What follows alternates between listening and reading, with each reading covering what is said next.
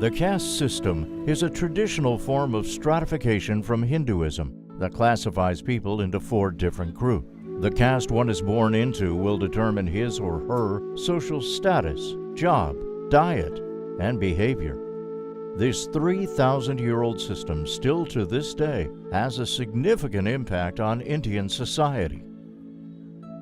The socio-historical origin of the caste system dates back to the year 1500 BC, when the Aryans from Central Asia invaded India, creating the system as a means to control the local Indian population.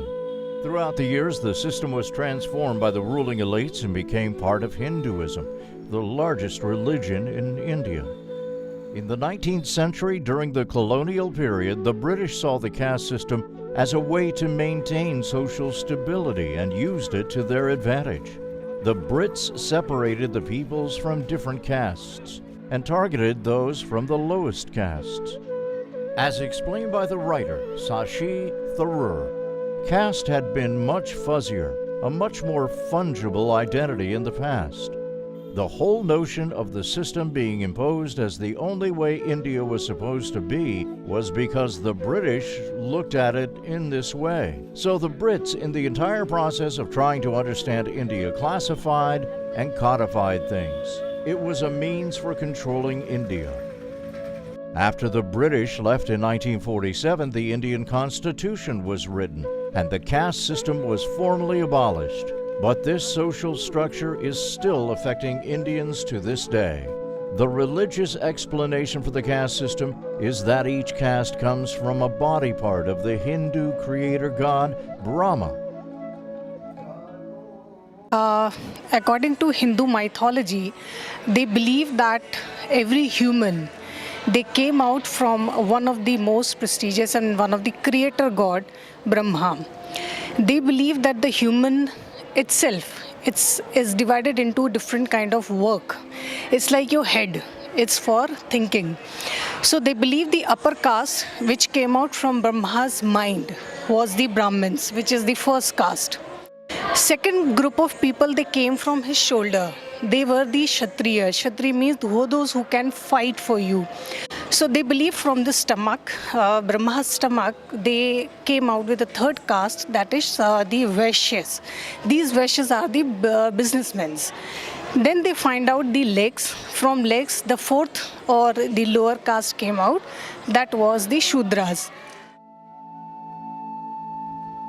Historically, there were 4 castes. Brahmins, Kshatriyas, and Vaishyas are known as the general castes, or upper castes, while Shudras was the bottom caste.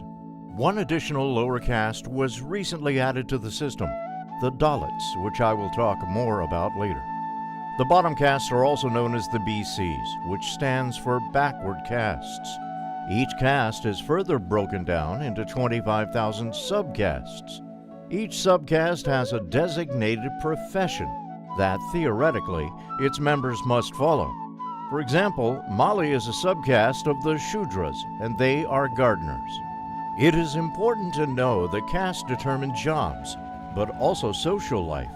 For instance, one is not allowed to marry or even have social interactions with someone from another caste, and people who do face discrimination. Today, the easiest way to know someone's caste is by looking at their last name. So if someone has the last name Mali, this means they are from the Mali caste. At first, people were assigned their caste according to their skill, and the next generation would inherit the caste from his or her parents. Initially, there was no social mobility, meaning that one would die in the same caste he or she was born into. Basically, the way it works is that if you're born a Shudra, you stay a Shudra, and you do the jobs that Shudras are meant to do. So like, the Brahmins are meant to, say the word of God, they're meant to advise the kingdom and people on religious matters. The Kshatriyas are the warrior class. They'll be the noblemen. They'll be involved in politics. They'll be involved in wars. But you can't have a Kshatriya convert to a Shudra, or vice versa. If you're in a caste, you stay in a caste. Those from the lower castes were not allowed to move up socially. After the legal abolition of the caste system in 1950, people were allowed to pursue any job. However, the caste system is still existent socially, and there is no social mobility. This has not always been like that. Back in the 18th century, when Maharajas ruled India, people were allowed to change their caste if permission from the king was granted. My caste, the gardener. Before 5-6 generations ago, my caste was the warrior. So my great-great-grandfather, he don't want to fight to kill the people. So they went to Maharaja. They saying, we don't like to take job. So they saying, what you like? Then my great-great-grandfather say, we like to farming. Then Maharaja say, okay, you are today our caste, the gardener. But now we can't change caste because now Maharaja don't have power. Now power is the government. So they can't change the caste. But we can change the job. Even though changing castes is not possible, it is possible for people to move up economically. There are some rich people who come from backward castes, as there are poor people from general castes. However, still today, the vast majority of the rich are from general castes, while the vast majority of the poor are from backward castes. The caste system also has its positive sides. It has helped to keep skills alive that are passed down generation after generation. Actually, it's my family traditional, we do the painting, and in studying my great-grandfathers, they work for the royal families, for the wall painting in the fort and some of famous old temples. So last 7 generation we do same work. Miniature painting. Miniature paintings. Yeah. And do you do it because you're for caste? Yeah, we come from especially caste that will be specialty to do painting work. I'm born in my family, so then I'm younger. So I just see all time the work, the paintings, colors in my house. So my hobby also convert in like this way. So that's the reason easily to be pick this line. It's big help because my brother, my uncle, my father, they all are do this job all day. So I play with the colors in it, then I'm kids. So it's very easy to choose the career on this way. Different castes also have different customs and traditions. For instance, people from the 2 highest castes, the Brahmins and the Kshatriyas, are not supposed to eat meat, drink alcohol, or smoke. These habits are viewed as impure and should only be adopted by the lowest castes. The upper caste people, they are mostly they are the priests, who always live in temples, who always very close to the gods. So they are not allowed to eat meat. If they will eat meat in front of the people will be angry on them, or they also don't want to eat the meat. And why the lower caste people they eat the meat? Because those people, in the previous time, they were working with dead bodies. I said, they were not able to find any work. So sometimes they don't have food to eat. So they started eating the meat also. However, as India progresses, people are caring less and less about caste diet restrictions. But today, do you see a difference in the diet of people from overseas and general castes? For what? The diet, what they eat. Now no more meaning. Still we have like a same system, but people that don't believe now, we people are very well educated. So they like that, they don't care about these things, they never try to follow these things, but few people they can follow, but new generation that don't care about these kinds of things. In the past, the color of the turban was determined by the caste. Nowadays, this has changed and people wear whatever they want. And all the caste they're using the turban is different. Like yellows, they used to warrior people. Pink, they used to businessmen.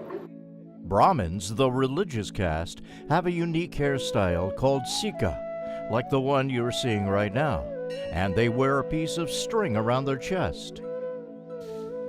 The 5th caste that was recently added to the system in the early 20th century is the Dalit caste, also known as the Untouchables, or the Harijan.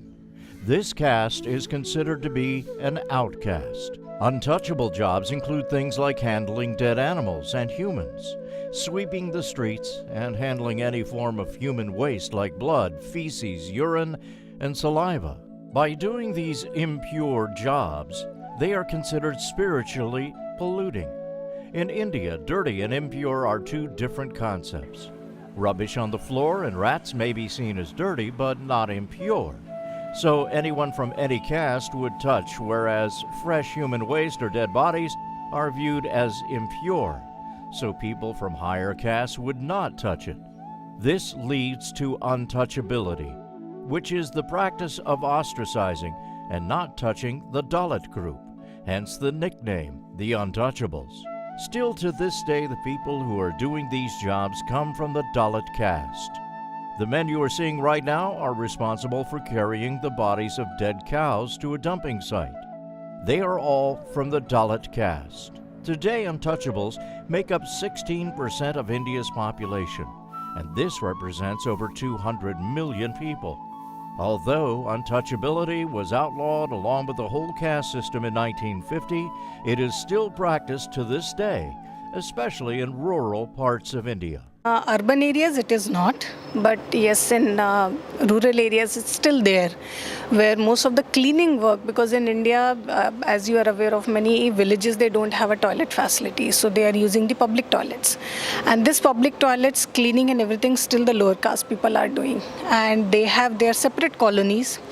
They have separate houses, which is not along with the normal. So if every upper caste people are inside the city, these people are staying outside the city. So even still nowadays in most of their village areas, these people, they have their colonies separate, where most of them, they don't have amenities like no water, no roads, no toilet facilities, not even they have a security systems like they have a police and everyone, but most of these colonies are still, they need more points to be concerned.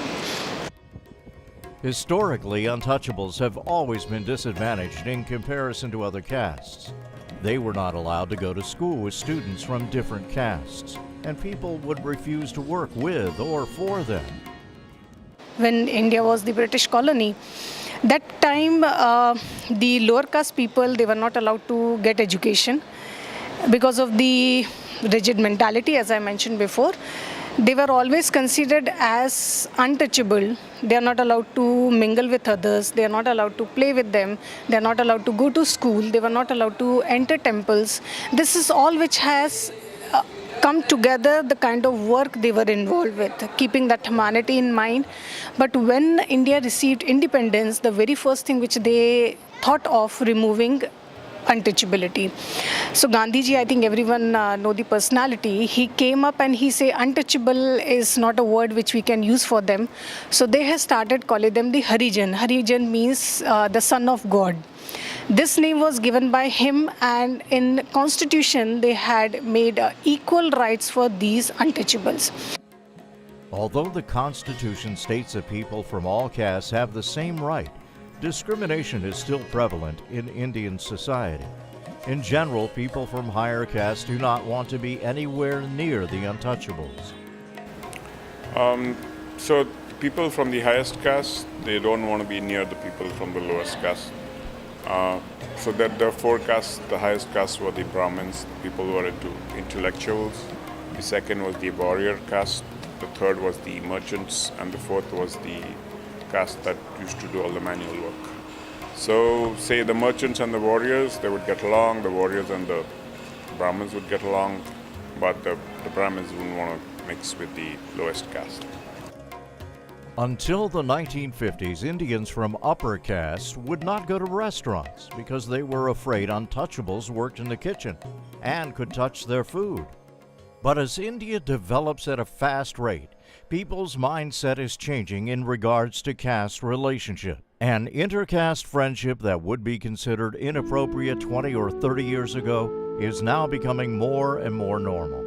This new generation is the most open-minded generation ever in regards to the caste system.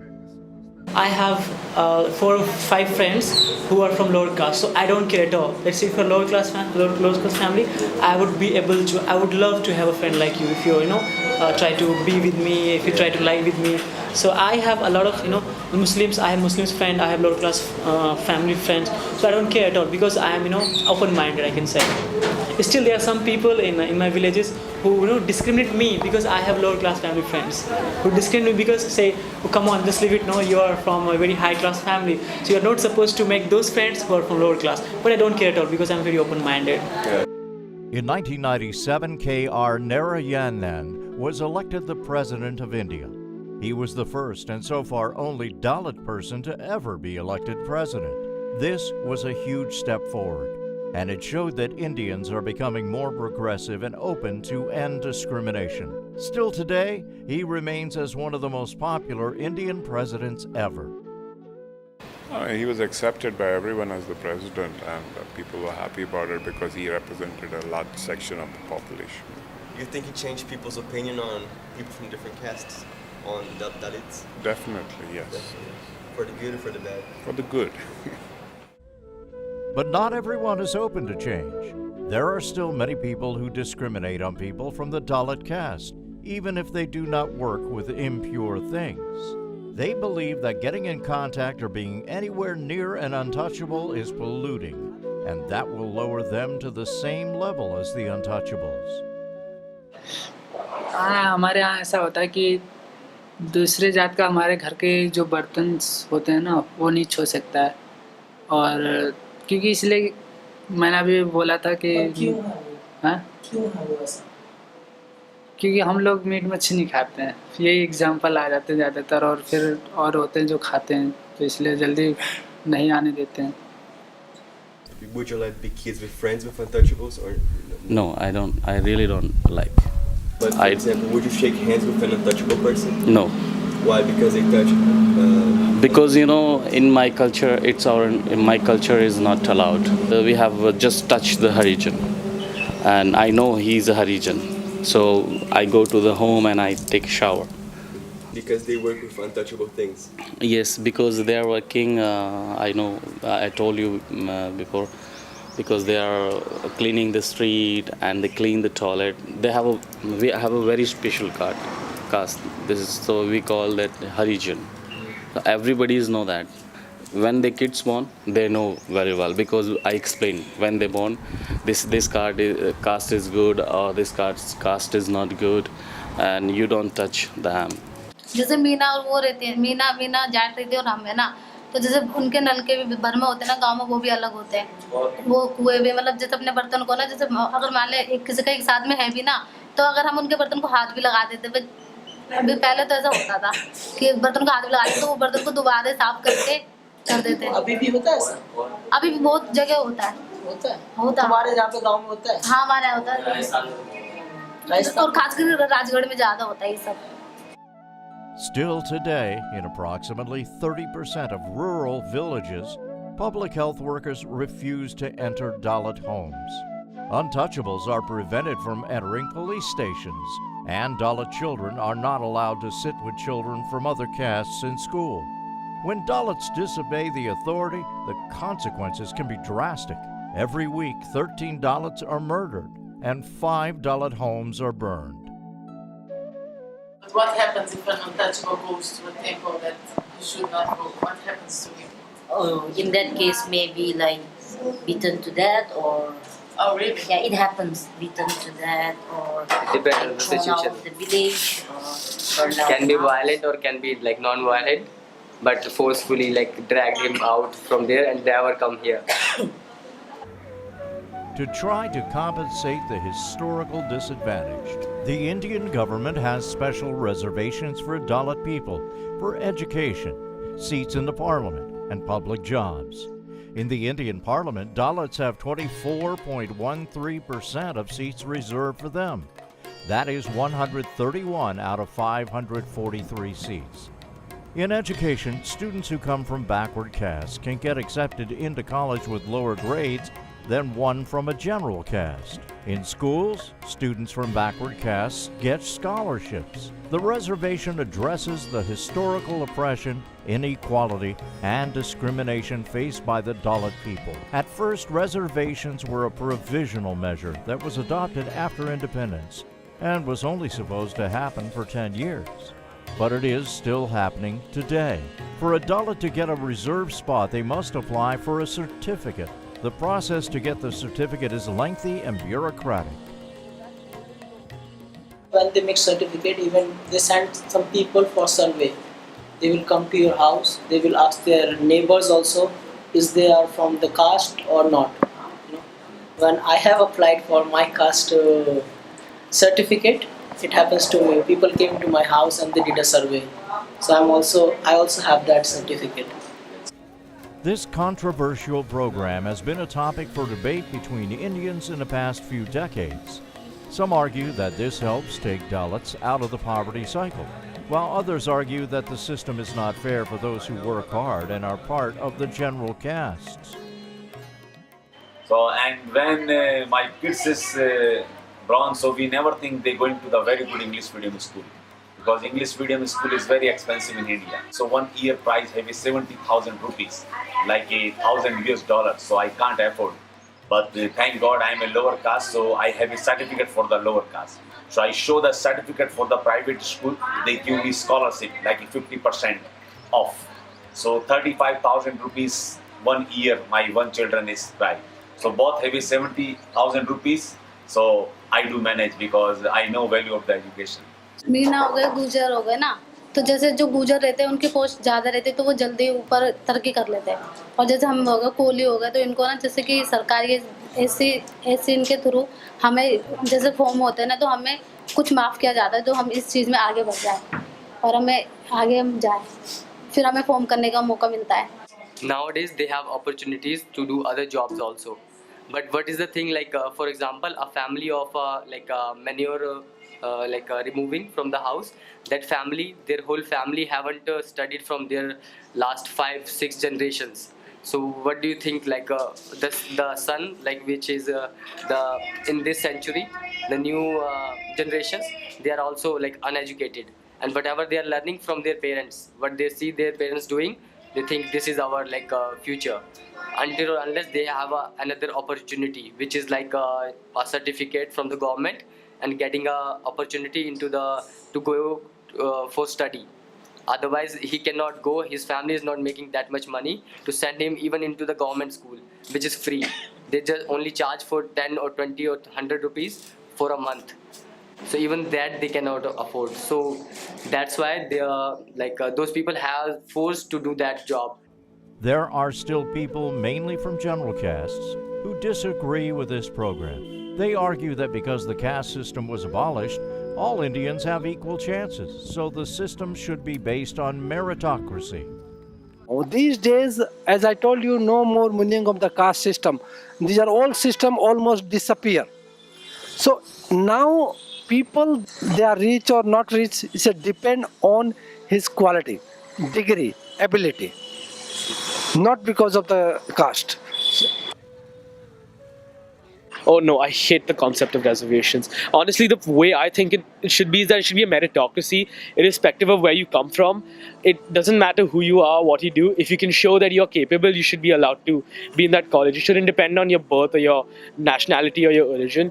But, and it's not just that. It's also the fact that when they do give these reservations to Dalits and, other castes, it's not the needy Dalits who are discriminated against that get the seats. It's the rich ones in the community that manage to grab them, and often because they're rich and they have access to these colleges, they can get in with lower grades. So it's a completely broken system in my opinion. Another common argument is that reservations should be given according to people's economic situation and not their caste. This should be based on economy, not based on caste. So if you want to give reservations to them, those who are economically poor, not those are based on the caste or the society. If Romeo and Juliet were set in India, there would be no Montagues or Capulets. Instead, there would be people from different castes. According to the Hindu tradition, marriage should only happen between the same caste. This was ensured by arranged marriage, a tradition where the parents choose their children's partners. Like 20 years before, just like rules, the parents go to her house and they choose the girl. Yeah. And they didn't see the boy. But now, after 20 years ago, the people doing the same caste, but the people talk each other, boy and girl. The boy and girl is the happy, then parents get married. Oh, but before, it is the just like a parent choose. Now, as India develops and people are becoming more broad-minded, we are seeing more and more intercaste marriages. Today, 5% of all marriages are intercaste. I'm a lower caste and she have a high, like a middle caste. So when we get married, it's trouble in my life. 2 years, her father and mother say, get out in my from here. And my father and mother say, why you not married with similar caste women? It is the trouble. Did your parents attend your wedding? Did they go? No. It's secret. Secret? Oh, okay. Yeah, Like secret. Yeah. Even so when I got married with my husband, I lived 1.5 months in my mom's house. And he is always pushed me, please meet me, please. No, my mom is not happy. So 1 month I'm not meet my husband. I just call on the phone. I asked to my mom, I love Rishi and I went with Rishi. But my mom said, no, it's a different community and it's a lower caste, it's not okay. Yeah, he is my Romeo. I'm Julia. Yeah. Today, only 1 in 5 millennials are against it. But especially in the rural areas, it is considered shameful to marry someone from another caste, and the consequences range from getting ostracized to beaten to death. But do people still marry people from different castes, or never? No. Never? It doesn't happen? No. And what happens if they do marry? Then they kick out from societies. In some extreme cases, young people have committed suicide after their parents prohibited them from marrying someone from a different caste.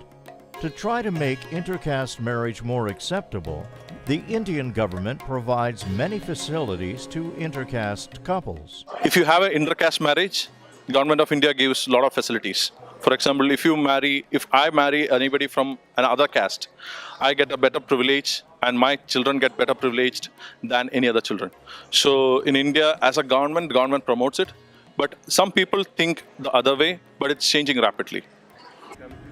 The caste system is connected to almost everything in India, even its health problem. In the Indian subcontinent, India is by far the wealthiest and most developed country. Yet, they have a higher infant mortality rate than Myanmar, Bangladesh, and even Nepal. The reason for this has a direct link to the caste system. India's sanitation is still poor. 732 million people do not have access to toilets, and that represents 56% of the population. Traditionally, Indians have always defecated in the open. Open defecation is when people relieve themselves in a field, a roadside, a riverbank, or a forest, for example. They do so not only due to poverty, but also because human feces are impure, and they should not be inside the house. Today, around 50% of Indians defecate in the open. This rate is 10% higher than the rate in some of the poorest sub-Saharan countries like the Democratic Republic of the Congo and Uganda. The problem with open defecation is that no one will collect the feces. So after it rains, the bacteria will fall into water, streams, and crops, thus polluting them. The local population who depend on those resources are going to eat and drink contaminated water and food, which causes many diseases like guinea worm, typhoid, cholera, and dysentery. There is a type of toilet that is used to solve this problem. It is known as a pit toilet. This pit toilet has a latrine that is connected to one of 2 pits. People will relieve themselves and the feces will travel to the pit through the pipe. The pit will take 2 to 5 years to get full depending on the size of it. After one is full, the family will start using the other pit. All they must do is connect the pipe to the empty pit. When the second pit is full, it will be enough time so that the feces in the first pit have decomposed, and this becomes manure. This makes it both spiritually clean and safe for people to handle. People are aware that human waste, after decomposition, it is converted into manure. That's a good manure. But they don't want to touch the fresh human waste. The Indian government is now building this type of toilet for people. However, mainly due to corruption, They often only build one pit instead of two.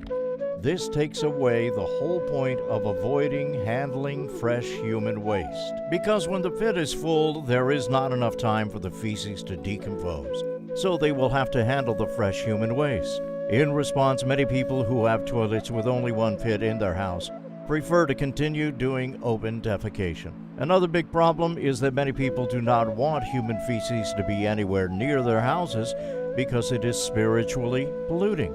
So even if they have a toilet with two pits, they will do open defecation. This is why awareness is just as important as building toilets. Before construction, we start awareness. First, we aware the people of that village where we started construction. And after awareness, we start construction. Then they will use. Otherwise, if you construct the toilet and then ask the people you have to use it, they will not. Sometimes they will use this toilet room, they will convert it into a storeroom. Awareness is very most important. So we are doing awareness first and then we start construction.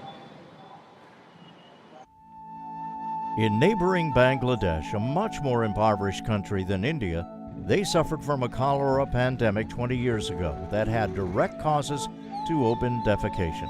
Since then, the Bangladeshi government has started to build one-pit toilets just like in India for the people. The only difference is that Bangladesh is a Muslim country with no caste system. So after the pit is full, people will handle the fresh human waste and dispose of it safely. Surely the Bangladeshis do not enjoy doing this dirty job, but it is not spiritually polluting to them, and they do not suffer discrimination, so they do it for their good.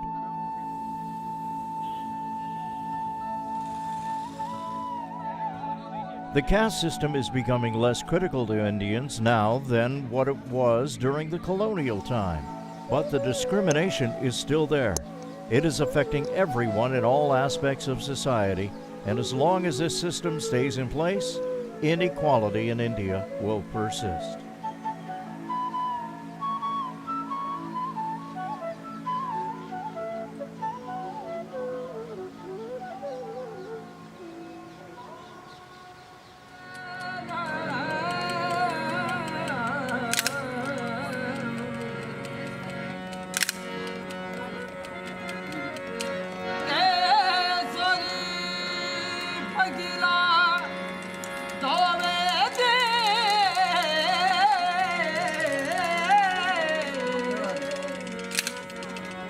Malega